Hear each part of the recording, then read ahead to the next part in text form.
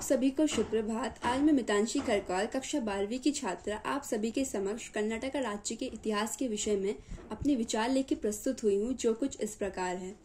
भारत देश जो सदियों से ही अपनी सुप्रसिद्ध संस्कृति और सभ्यता के लिए जाना जाता है, विविधताओं में एकता वाला देश है। हमारे देश का इतिहास अमर व अमिट रहा है और हमेशा रहेगा। देश का हर एक कोना कोना अपनी कहानी और गाथाएं कहने के लिए व्याकुल है।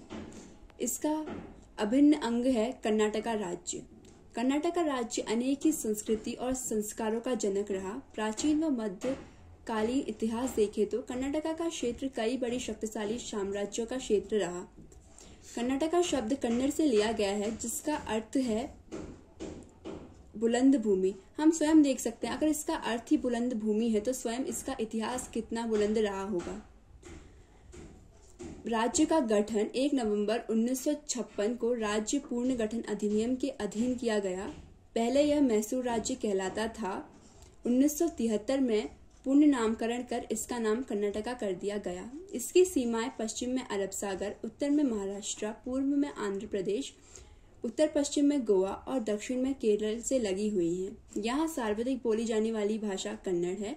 राज्य में विभिन्न बहुभाषियों और धार्मिक प्रजातियां बसी हुई हैं। इसके लंबे इतिहास ने राज्य की सांस्कृतिक धरोहर में अमूल्य योगदान दिया है।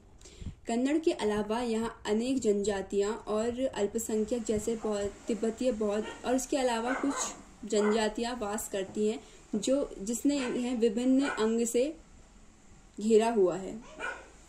शास्त्रीय नृत्य नाटकें राज्य की प्रधान रंगमंच शैली में से एक है। अब राज्य का इतिहास देखें तो इस राज्य का इतिहास बहुत ही महान और विशाल रहा है। जैसे हड़प्पा में खोजा गया स्वर्ण कर्नाटक की खानों में से प्राप्त होता है। इससे हमें पता चलता है कि कर्नाटक और सिंधु घाटी सभ्यता के बीच उस समय भी कुछ संबंध रहा होगा।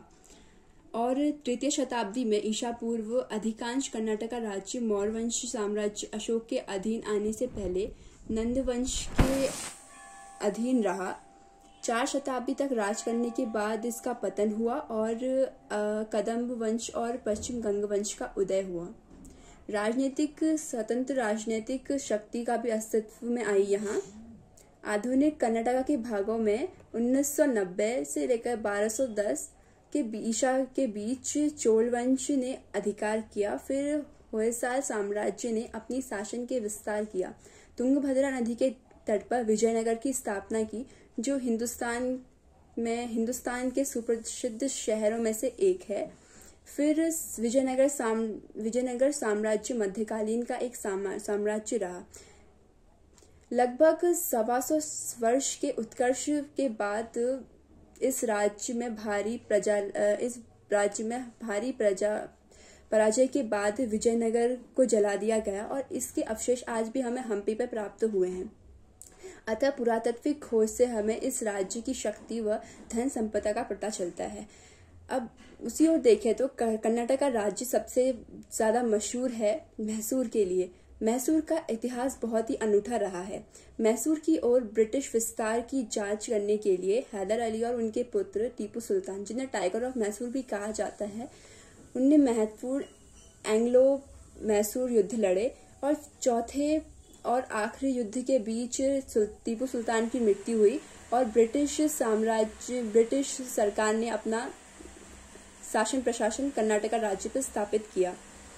कर्नाटक राज्य पे अनेक